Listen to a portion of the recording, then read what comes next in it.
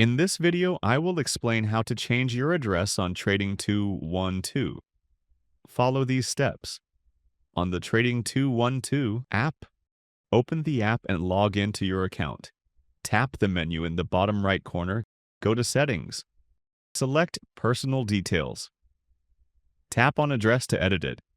Upload proof of your new address, e.g. utility bill, bank statement, or government letter issued within the last 3 months. On the Trading 212 website, log in at trading212.com. Click on your profile icon, top right. Go to Settings, Personal Details, Address. Upload the proof of the new address. Important: your new address will only be updated after their team reviews and approves the document you provide. Thank you for watching.